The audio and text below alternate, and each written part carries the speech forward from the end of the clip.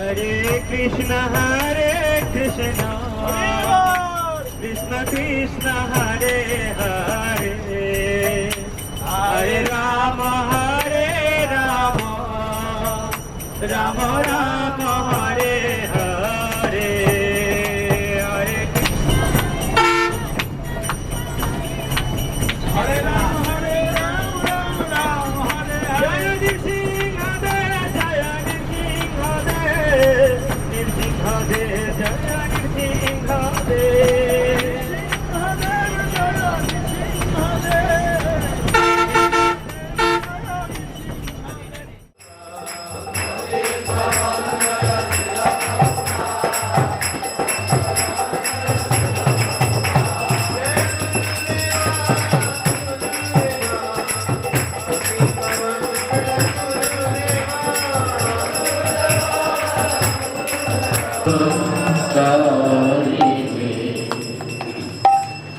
সংসার দাবা নননী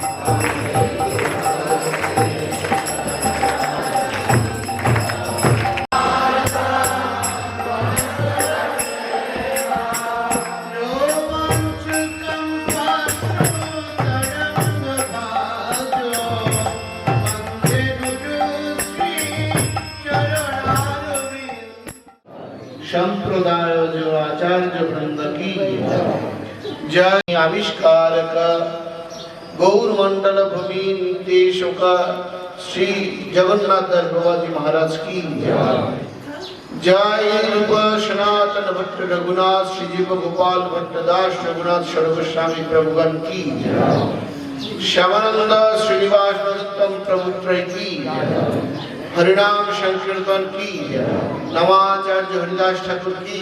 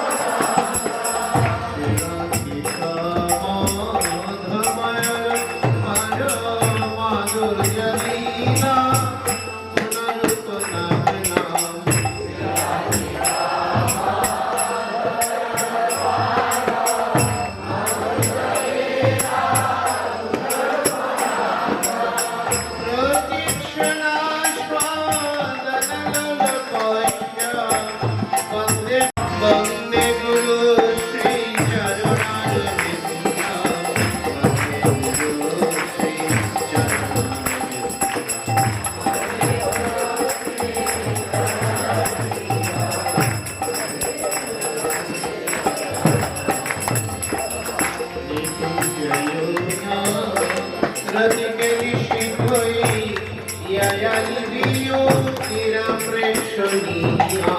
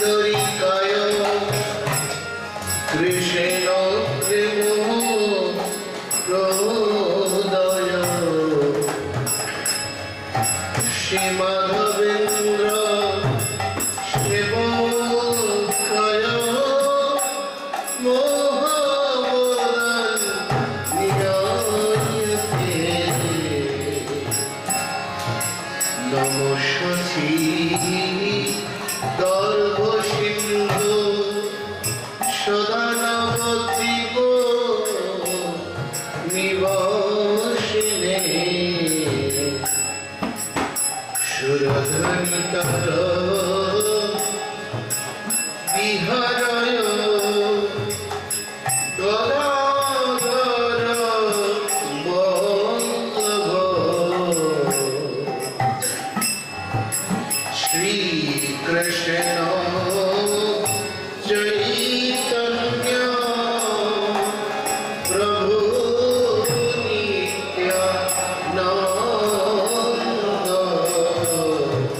श्री अद्वैत गदाधर श्रीवासदि गौरभक्तवृंद हरे कृष्ण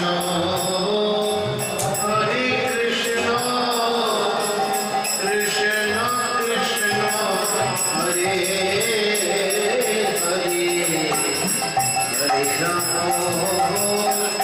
हरे राम राम राम हरे हरे ॐ यं ब्रह्म वरुणेन्द्ररुद्र मरुतास्तुन्नन्ति दिव्यैस्तवैः वेदैः साङ्गपदक्रम उपनिषदैः गायन्ति यं सामगा ध्यानयवस्थित तत्गतेन मनसा पश्यन्ति यं योगिनो यशन्तं न विदो सुरयसुरगणा देवाय तस्मै नमः ॐ नारायणं नमस्कृत्यं नरं चैव नरोत्तमं देवीं सरस्वतीं व्यासं ततो जयमुदीरये ॐ नमो भगवते वासुदेवाय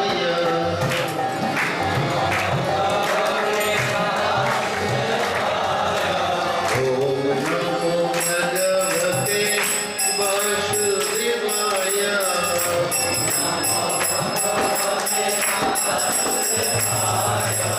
ॐ नमो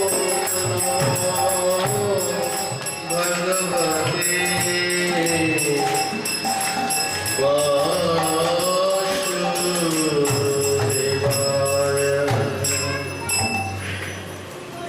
अतः श्रीमद्भागवतम चतुर्थ नवम स्कंद चतुर्थ अध्याय एकविंशतितम एवं सदा कर्म कलापमन्मनः परेह अदीयज्ञे भगवत्या अदोक्षदे सर्वात्मभावं विदधन्मो हि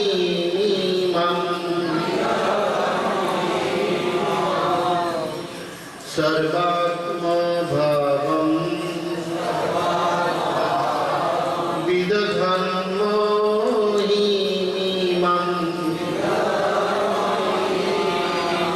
तन्निष्ठविप्रा विहित शशासः एवं सदा कर्म कलापमात्मनः परेहयादियज्ञे भगवत्या दोक्षजे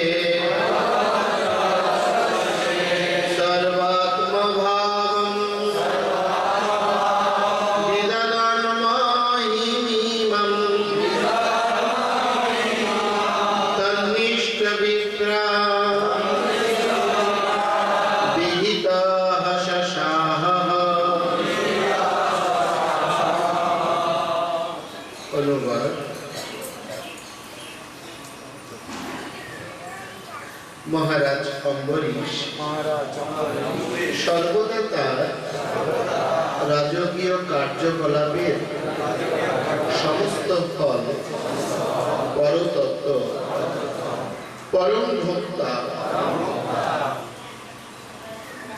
অদক্ষজ ভগবান শ্রীকৃষ্ণকে সমর্পণ করে ভগবত ভক্ত ব্রাহ্মণদের উপদেশ অনুসারে অনায়াসে পৃথিবী শাসন করতেন।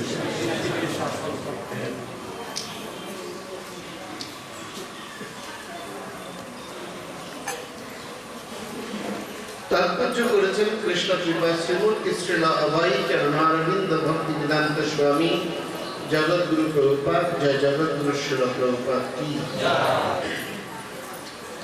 ভগবদ গীতায় পঞ্চম অধ্যায়ের 29 নং শ্লোকে উল্লেখ করা হয়েছে ভক্তারং যজ্ঞতাপসং সর্বলোকমহেশ্বরং সুরিধং সর্বভূতানাং জ্ঞাতমং শান্তিমৃচ্যতে। মানুষ এই পৃথিবীতে শান্তি এবং সমৃদ্ধিতে বাস করার জন্য অত্যন্ত উৎসুক এবং এখানে ভগবদ গীতায় ভগবান স্বয়ং শান্তির সূত্র প্রদান করেছেন। সকলেরই কর্তব্য পরমেশ্বর ভগবান শ্রীকৃষ্ণকে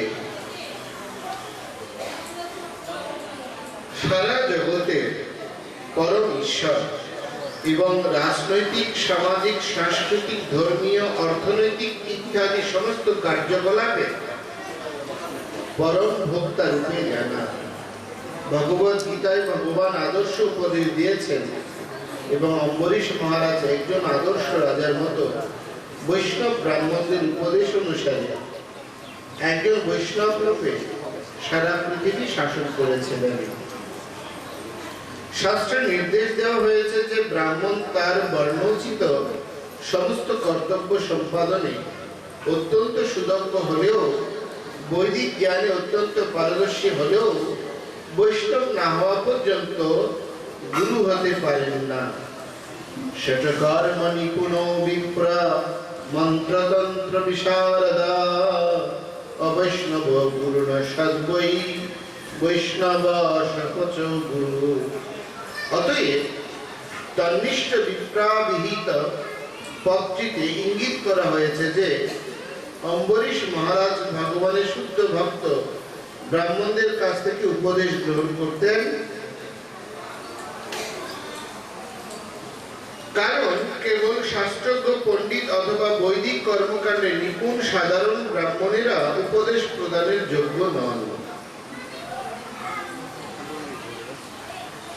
আধুনিক যুগে লোকসভা রয়েছে, যার সদস্যদের রাষ্ট্রের কল্যাণের জন্য আইন প্রণয়ন করার অধিকার রয়েছে, কিন্তু অম্বরীশ মহারাজের রাজ্যের এই বর্ণনা অনুসারে রাষ্ট্র অথবা সারা পৃথিবী এমন একজন রাষ্ট্রপ্রধানের দ্বারা শাসিত হওয়া উচিত যার উপদেষ্টা মণ্ডলী হচ্ছেন সমস্ত ভক্ত ব্রাহ্মণ। এই প্রকার উপদেষ্টা বা লোকসভার সদস্যরা পেশাদারী রাজনীতিবিদ নন অথবা অজ্ঞ জনগণদের দ্বারা নির্বাচিত কোনো ব্যক্তি নন। প্রক্ষান্তরে তারা রাজার দ্বারা মনোনীত। কখনো ভগবত ভক্ত রাজা বা রাষ্ট্রপ্রধান হন এবং ভক্ত ব্রাহ্মণদের উপদেশ অনুসারে রাজ্য শাসন করেন, তখন সকলেই শান্তি এবং সমৃদ্ধি লাভ করতে পারেন। রাজা এবং তার উপদেষ্টারা যখন শুদ্ধ ভগবত ভক্ত হন, তখন সেই রাষ্ট্রে কখনো কোনো অন্যায় হতে পারে না। সমস্ত নাগরিকদের কর্তব্য ভগবানের ভক্ত হওয়া এবং তাহলে তাদের সচ্চরিত্র আত্মা দিকে বিকশিত হয়। यस्यस्ति भक्तिर् भगवत्या किञ्चना सर्वै पुनस्तत्र समशते सुरा हराभक्तस्य कुतो महात् गुणा मनोरथे नाशति धावतो बहि। যিনি ভগবান বাসুদেবের প্রতি শুদ্ধ ভক্তি লাভ করেছেন, তার শরীরে সমস্ত দেবতা এবং তাদের মধ্যে ধর্ম, জ্ঞান, বৈরাগ্য ইত্যাদি সমস্ত সদ্গুণ বিরাজ করে। প্রক্ষান্তরে যারা ভক্তিহীন এবং জনজাগতিক কার্যকলাপে লিপ্ত, তাদের মধ্যে কোনো সদ্গুণ নেই। তারা যোগ অভ্যাসে পারদর্শী হতে পারে অথবা সৎভাবে তাদের আত্মীয় স্বজনদের ভরণ পোষণ করতে পারে, কিন্তু তারা অবশ্যই মনোধর্মের দ্বারা পরিচালিত হয়ে অসৎ বহির বিষয়ে ধাবিত হয় এবং মায়ার দাসত্ব করে। তাদের মধ্যে মহৎ গুণের কীর্তন হয়, এমন কেউ নেই যে নৃত্য করে না। বলতে পারেন অনেকে তো ঠাই দাঁড়িয়ে থাকে না, সেও নৃত্য করে, অর্থাৎ তার হাত তালি দেয় অথবা তার পাটি খুব ধীর লয়ে কি করে, পদ প্রক্ষেপ করে, সেটাও একটা নৃত্য কলার অংশ, অর্থাৎ সে আনন্দ অনুভব করছে। তো আনন্দটা পরিবেশের দ্বারা অনুভব করতে পারে, আবার তার বিপরীত পরিবেশে গিয়ে সে দুঃখ অনুভব করতে পারে। আন্তর্জাতিক কৃষ্ণ ভবনামৃত সংঘের প্রতিষ্ঠাতা এবং আচার্য, আমাদের সকলের প্রধান শিক্ষাগুরু শ্রীল অভয় চরণারবিন্দ ভক্তি বেদান্ত স্বামী জগদ্গুরু প্রভুপাদ, তিনি আমাদেরকে প্রশিক্ষিত করার চেষ্টা করেছেন একটি আদর্শ কমিউনিটি এবং একটি আদর্শিক নেতৃত্ব গড়ে তোলার প্রয়াস করেছেন। এই প্রয়াস একটি বৃহৎ পরিবারের জন্মসূচক মনোভাবটি সূচিত হওয়ার কারণে শ্রীল ভক্তি সিদ্ধান্ত সরস্বতী গোস্বামী প্রভুপাদের অনুকম্পায়, শ্রীল সচ্চিদানন্দ ভক্তিবিনোদ ঠাকুরের আশীর্বাদ, পূর্বাচার্যদের প্রয়াস এবং শ্রী চৈতন্য মহাপ্রভুর ভবিষ্যৎ বাণী সফল রূপায়নের ফলে কৃষ্ণ ভাবনামৃত সংঘটি গড়ে উঠেছে। তো এই কৃষ্ণ ভাবনামৃত সংঘ হচ্ছে একটি বৃহৎ পরিবার। এই পরিবারে আমি ব্রহ্মচারী, আমার পরমারাধ্য গুরুদেব শ্রীল জয় পতাকা স্বামী গুরু মহারাজ সন্ন্যাসী, এখানে অনেক বানপ্রস্থী আছে, আর আপনি গৃহী, তার মধ্যে কোনো প্রভেদ নেই। ঠিক একটি ঘরে একটা রমণী মূর্তি বা মা, তিনি রান্না করেন, ঘরকে পরিষ্কার করেন, সন্তানদের যত্ন গ্রহণ করেন, অতি অর্থ উপার্জন করেন, শাসন করেন। পরিবারের অন্যান্য সদস্যরা পারিবারিক অন্যান্য কার্যক্রমের পরিপূরক হন। সবকিছু মিলেই একটা পরিবার। ঠিক গৃহস্থ, ব্রহ্মচারী, বানপ্রস্থ, সন্ন্যাসী সকলেই মিলেই একটি পূর্ণাঙ্গ আদর্শিক পরিবার, যেখানে ব্রাহ্মণ, ক্ষত্রিয়, বৈশ্য, শূদ্র সকলেই এই পরিবারের পরিপূরক। যিনি প্রবক্তা, যিনি বক্তব্য রাখেন, যিনি প্রচার করেন, প্রিচার, সেই প্রিচার কাদের জন্য প্রিচার? যদি এই পৃথিবীর সকলেই প্রিচার হয়ে যায়, তাহলে তার কি কোনো আবশ্যকতা প্রয়োজন হবে? তো প্রিচার হচ্ছে তার জন্য যে ভবান্ধকূপে পতিত রয়েছে, যার প্রজ্ঞাকে বিকশিত করে সে অন্যকে আলোক দানের সক্ষমতা নেই, তো তার জন্য প্রিচার। তো সেও প্রচার করতে পারে, সে মন্দির পরিমার্জন করতে পারে, সে রান্নায় সহযোগিতা করতে পারে, প্রদান করতে পারে, প্রজ্ঞা প্রদান করতে পারে। যিনি শাসক, ম্যানেজমেন্ট, তিনি ব্যবস্থাপনা করতে পারে। এই সব কিছু মিলেই একটা পরিবার, এই সব কিছু মিলে একটা রাষ্ট্র। বাংলাদেশে আমরা 18 কোটি লোক রয়েছি। এই 18 কোটি লোকেই একটা বাঙালি পরিবার। এই পরিবার কেউ অভুক্ত আর কেউ ভুক্ত, তাহলে এই পরিবার কি হবে? বিশৃঙ্খল হবে। তো এই পরিবার কৃষ্ণ ভবনা, যেখানে কেউ ভক্ত আর কেউ অভক্ত থাকবে সেখানে বিশৃঙ্খলা থাকবে। কেউ উন্নত আর কেউ অনুন্নত, সেখানে বৈসাদৃশ্য থাকবে। তো এই জন্য আমাদের সকলের চেতনার উন্নয়ন এবং সকলের সমসাথে প্রগতি লাভ করা অত্যন্ত গুরুত্বপূর্ণ। আর এটা সম্ভব হয় একজন আদর্শিক নেতার কারণে। পৃথিবীতে যখন নেতৃত্ব শূন্য হয়ে যায় তখন কি হয়? বিশৃঙ্খলা তৈরি হয়। তখন কি হয়? খণ্ড রাজ্যের জন্ম হয়। খণ্ড রাজ্য, আমাদের ইসকনে কি খণ্ড রাজ্য আছে? কি বলেন, আছে? আছে। কোথায় আছে কেউ বলতে পারবেন? ইসকন একটা বৃহৎ পরিবার, তো এখানে আবার খণ্ড পরিবার আছে। যার চেতনা প্রকৃষ্ট নয়, উন্নত নয়, সে চিন্তা করবে পুণ্ডরীক ধামটা হচ্ছে আমার মতো চিন্ময় কৃষ্ণ, যার উপলব্ধি উন্নত না, সে ভাববে এই পুণ্ডরীক ধামটা হচ্ছে ইসকন। সে স্বামীবাগকে ইসকন মনে করবে, সে প্রবর্তক ইসকন মন্দিরকে ইসকন মনে করবে না, সে নন্দনকাননকে ইসকন মন্দির মনে করবে না, সে নোয়াখালীকে ইসকন মন্দির মনে করবে না। ফলশ্রুতিতে যে পুণ্ডরীক ধামে যে আমার মতো অজ্ঞ কেউ নেতৃত্বে থাকে, তাহলে সে কি করবে? সে নোয়াখালী থেকে টাকা কালেকশন করবে, সে ঢাকা থেকে কালেকশন করবে, সারা দেশের সকল ভক্তকে সে ফুসলিয়ে নিয়ে আসবে। সে শুধু পুণ্ডরীক ধামকেই সমৃদ্ধ করতে চায়। ঠিক না ভুল? আমাদের কিছু প্রচারক আছে, এই প্রচারকরা শুধু নিজের একটা অনুগামী দল গড়ে তুলতে চায়।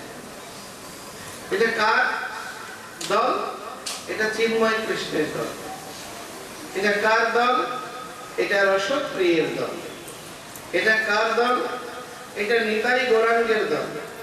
এটা কার দল? এটা রাধা গোবিন্দের দল। এরকম আছে কিনা? তুমি উদাহরণ দিচ্ছে। যাক, আমি যাদের নাম বলছি আমি ছাড়া কেউ আবার ওই রকম না। কিন্তু তো এইরকম মনোভাব ফলশ্রুতিতে কি হচ্ছে? এক একজন ব্যক্তিকে কেন্দ্র করে এক একটা ক্ষুদ্র পরিবারের জন্ম হচ্ছে। যখন দীর্ঘকাল একটা মানুষকে একটা কক্ষের মধ্যে আবিষ্ট করে রাখবেন, আবদ্ধ করে রাখবেন। আপনারা কেউ খুলনা থেকে এসছেন, কেউ নোয়াখালী থেকে এসছেন, কেউ ঢাকা থেকে আসছেন, সারা দেশের বিভিন্ন জায়গা থেকে এখানে আসছেন। কেন? এটা ভগবত ধাম, ভগবত কৃপা লাভ। এটা হচ্ছে গৌণ। মুখ্য হচ্ছে বহুদিন করোনার বন্দী দশায় হাঁস কি হচ্ছে? অতিষ্ঠ হয়ে উঠেছে। এখন সেখান থেকে একটু মুক্ত হয়ে, একটু মুক্ত হওয়া, একটু মুভমেন্ট আমাকে কি করবে? একটু রিল্যাক্স দান করবে। এটা হচ্ছে মুক্ত কারণ। ঠিক বলছি না ভুল বলছি?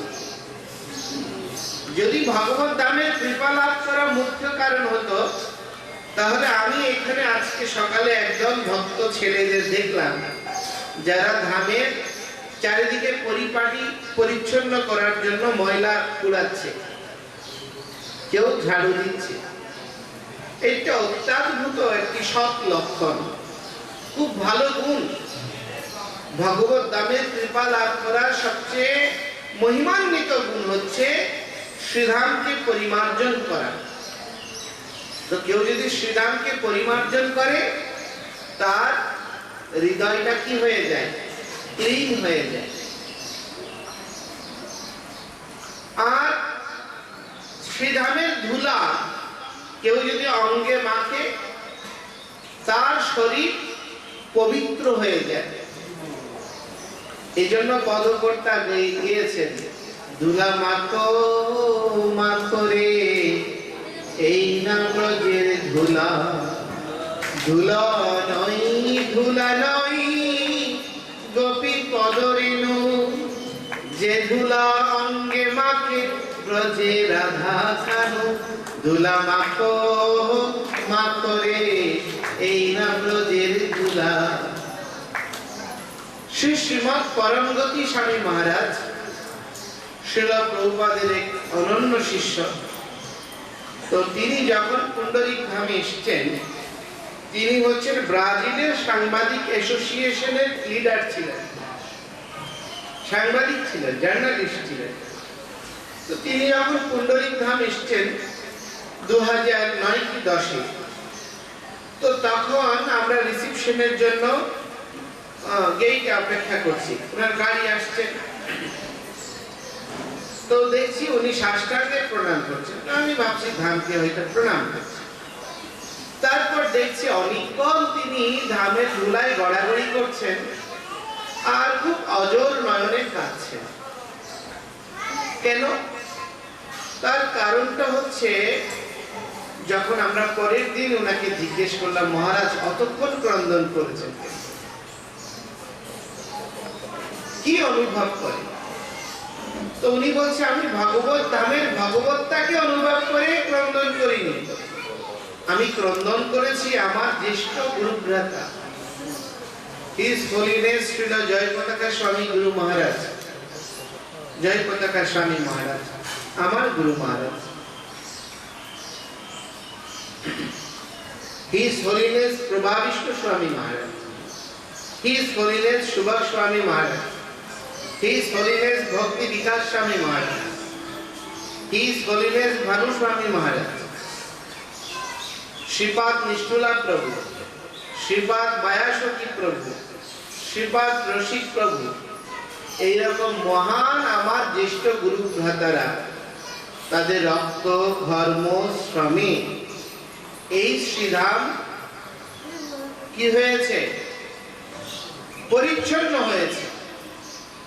তো সেই জ্যেষ্ঠ ভ্রাতার রক্তের উপর আমার পদবিক্ষেপ কি করে আমি করতে পারি? তার কীর্তির উপর আমি কি করে পদবিক্ষেপ করতে পারি, মানে পা বাড়াতে পারি? এই জন্য তাদের পদরজের কাছ থেকে প্রার্থনা করে আমাকে তো ধামে প্রবেশ করতে হবে, দর্শন করতে হবে। তো এই জন্য আমি কৃতজ্ঞতা বশত ওনাদের ধুলি আমি অঙ্গে কি করেছি, মেখেছি, এবং আমার চোখের জল দ্বারা ওনাদের এই পুরো কীর্তি আর ক্রেডিটকে তো আমি বুঝতে পারবো না। আমি চেষ্টা করেছি আমার চোখের জল দ্বারা ওনাদের পদধূলিকে কি করব, অভিষিক্ত করব। সেই উদ্দেশ্যে আমি কি করেছি, ক্রন্দন করেছি। ফিলিংসটুকু একটু রিয়েলাইজ করব, অনুভব করব, দৃষ্টিভঙ্গিটা কি। ভক্তি সুরিত মহারাজ শ্রীল ভক্তি সিদ্ধান্ত সরস্বতী ঠাকুর প্রভুপাদের শেষ জীবিত শিষ্য ছিলেন, যিনি বাগবাজার মঠের মঠাধীশ ছিলেন। তো তিনি যখন পুণ্ডরিক ধাম আসছেন, সেদিন আমাকে ঢাকা থেকে আমাদের কয়েকজন সচিব, সিনিয়র সচিব এবং কিছু পদস্থ অফিসাররা ফোন করে বলেছেন যে প্রভু আজকে 5 জন মহারাজ আসবেন। কে আসবেন আমাকে বলেন, কারণ পুণ্ডরিক ধামে গৌর পূর্ণিমা থেকে পরবর্তী 1-1.5 মাস এরকম প্রচুর সন্ন্যাসীদের আগমন। তো যে আমি বলছি কোন মঠের, বলছে গৌড়ীয় মঠের। তো আমি মনে করেছি অন্য 10টা সন্ন্যাসীর মতোই। তো বলছে দয়া করে একটু ওনাদের জন্য প্রসাদ রাখ। তো আমি রান্নাঘরে বলেছি যে প্রসাদ রাখলাম। তো আস্তে আস্তে অনেক দেরি হচ্ছে, ঠিক প্রসাদের সময় 5 জন সন্ন্যাসী পৌঁছেছে। তাদেরকে যথাবিধি সম্মানপূর্বক প্রসাদ ভোজন করানো হয়েছে। তারপর আমরা যেখানে কৃষ্ণ কিঙ্কর বিদ্যালঙ্কারের সমাধি, সেই স্থানটা যে সমাধি ছিল এটা আমরা জানতাম। তো সেই জায়গায় একটা নিষ্ঠুলা প্রভু তৈরি বৈঠকখানা ছিল, ব্যাংক ছিল। তো ওখানে বসে আমরা গল্প করছি, গরমকাল, ফাল্গুন মাসের শেষ, চৈত্র মাসের শুরু। তখন দেখছি হঠাৎ অনেকগুলো দামি BMW, প্রাডো, এরকম দামি গাড়ি এসে ধামের সিংহ গেটে দাঁড়িয়েছে। তো একজনকে এরকম হুইল চেয়ারে কষ্ট করে বসাচ্ছেন অনেক লোক। আমি ভাবছি হয়তো কোনো ধনী লোক কেউ আসছে। পরে দেখলাম উনি আছেন, সঙ্গে আরো বেশ কিছু সন্ন্যাসী, ব্রহ্মচারী, প্লাস এরকম পদস্থ অনেক লোক, আমাদের বিচারপতি গৌর গোপাল সাহা, এরকম অনেকে আসছে। তো ওনারা সকলে ওনাকে নিয়ে আসছে। আমি মনে করছি কোনো গৌরীয় মঠে আছে, আমি যে উনি ভক্তি সুরিত মহারাজ আমি জানতাম না। তো ফলে আমি মনে করছি কোনো মঠের মহারাজ। আমি একটু দণ্ডবোধ দিলাম, দিয়ে ওখানে বসলাম। তো উনি এসে ভজনস্থলিতে কীর্তন শুরু করি, পদকীর্তন মানে পদাবলী কীর্তন করছেন। ভক্তরা সবাই ঝম্পবা দিয়ে কীর্তন ধরছেন। তো আমাদের নিত্যধামগত প্রিয় গুরু ভ্রাতা বিমলা প্রসাদ প্রভু, আমাদের গুরু ভাই, উনি অর্থ মন্ত্রণালয়ের যুগ্ম সচিব ছিলেন। তো উনি গিয়ে আমাকে বললেন যে প্রভু, ভক্তি সুরিত মহারাজ আসছেন, আমরা যে ফোন করেছিলাম প্রসাদের জন্য, প্রসাদগুলো দেন। তো সেদিন প্রসাদ শেষ। তো আমি বলছি কি বলেন, আমি তো 5 জন মহারাজ আসছেন, আমরা তো ভালোভাবে খাইয়ে দিয়েছি। তো বলে যে না না, আমরা তো মহারাজের জন্য বলছিলাম, উনি ভক্তি সুরিত মহারাজ। নাম শুনে আমি বুঝতে পারছি, ফেস তো চিন্তার না। তো আমি দৌড়ে এসলাম, প্রণাম করলাম, আবার প্রসাদী মাল্লা দান করলাম। তো আমি বললাম যে অপরাধ নেবেন না, আরো 5 জন সন্ন্যাসী আসছেন, কে আসবেন আমাকে স্পেসিফিকলি জানবেন। তো আমরা কি দুটোর প্রসাদ রান্না করে দেব? তো বলছে অবশিষ্ট কিছু যদি মাদুকুরি থাকে সেটা পেলেই চলছে। তখন কিছু ফল মাদুকুরি নিয়ে আসা হলো, সেটা গ্রহণ করলেন, অনেকক্ষণ ক্রন্দন করলেন ভজনস্থলে। তারপর ওই আশেপাশের ভক্তদেরকে বললেন আমাকে একটু পশ্চিম দক্ষিণ কর্নারে নিয়ে দেন, অর্থাৎ যেখানে আমাদের বর্তমান বেখালি, সেটা ছিল প্রচুর ক্ষেত আর প্রচুর ময়লা ফেলতাম। নিচু জমি ছিল, ভরাট করার জন্য সব ময়লাগুলো মহারাজ ওখানে গেলেন, সেই ময়লাই গড়াগড়ি দিলেন আর সেখানে ক্রন্দন করছে। তো আমি তখন আমার পুণ্ডরিক বিদ্যানিধির শ্রী গ্রন্থ রচনার কার্যক্রম চলছে। তখন আমি ওনাকে জিজ্ঞেস করলাম, আপনি এত জায়গার মধ্যে এই ময়লাতে কেন ভাগাড়ের মধ্যে ক্রন্দন করছেন? তো বলছে আমার হৃদয়ে তো আনন্দ নেই। আনন্দ দান করেন অনিরুদ্ধ, ভগবানের দ্বিতীয় চতুর্ভুজ, শঙ্কর্ষণ, অনিরুদ্ধ, প্রদ্যুম্ন, নারায়ণ। তো এই অনিরুদ্ধ দান করেন। এই স্থানে অধিষ্ঠাতা হচ্ছে অনিরুদ্ধ, কারণ পুণ্ডরিক ধাম এই চতুর্ভুজ দ্বারা সুরক্ষিত। এটি স্বরূপ দামোদরের বর্ণনা। তারপর তিনি ধামের যে বর্ণনা দিচ্ছি উনি খুব বলতে বলতেই ওনার অষ্টসাত্ত্বিকী বিকারগুলো দৃশ্যমান হচ্ছে। এখন বলুন, উনি যে পুলক বা আনন্দ অনুভব করে ময়লার ভাগাড়ে গড়াগড়ি দিয়েছেন, আমি কি নাট মন্দিরে গড়াগড়ি দিতে অতটুকু আনন্দ পাই কিনা? তাহলে আমার কি ধাম দর্শন হচ্ছে নাকি সময় ক্ষেপণ হচ্ছে? বলুন। তো ধাম দর্শনের জন্য অনুভূতিও দরকার, মনোভাবও দরকার, তার হৃদয়ে ধাম প্রকাশ করে। আমাদের পরমারাধ্য গুরুদেব ওম বিষ্ণুপাদ শ্রীল জয়পতাকা স্বামী গুরু মহারাজ, তিনি এই শ্রীধামে কত বেলা অবুদ্ধ থেকেছেন। অর্থাভাব এত বেশি প্রবল ছিল তখনকার। আমি যাদের নাম বলেছি, শ্রীমৎ প্রভা বিষ্ণু স্বামী, ভানু স্বামী, সুভাষ স্বামী, ভক্তি বিকাশ স্বামী প্রভুপাদের শিষ্যবৃন্দ, তারা 2 বেলা মুড়ি খেয়েছে 1 বাটি করে। বাটিটা আমার কাছে আছে, ছোট একটা স্টিলের বাটিতে 1 বাটি মুড়ি আর জল। দুপুরে 1 বেলা অন্ন অত্যন্ত সিলেটি মরিচ দ্বারা ঝালকৃত। কেন? ঝালের চোটে যেন জল খেয়ে পেট ভরে যায়। মাটিকে বিছানা বানিয়েছে, হাতের বাহুকে বালিশ বানিয়েছে। কিন্তু দুর্ভাগ্য, এখন আমাদের গুরুদেবের কৃপায়, বৈষ্ণবদের আশীর্বাদে অনেক ফ্যাসিলিটি হয়েছে, কিন্তু এখনকার দিনে ভক্তরা এসে উনার মতো আনন্দ পায় না, গুরুবর্গদের মতো আনন্দ পায় না। তারা বলে, আরে প্রভু একটু অ্যাটাচড বাথরুম দেন, একটা থাকার ব্যবস্থা দেন। তো আমি মাঝে মাঝে হাসি ভক্তদের এই সমস্ত আকাঙ্ক্ষা দেখে। কেন?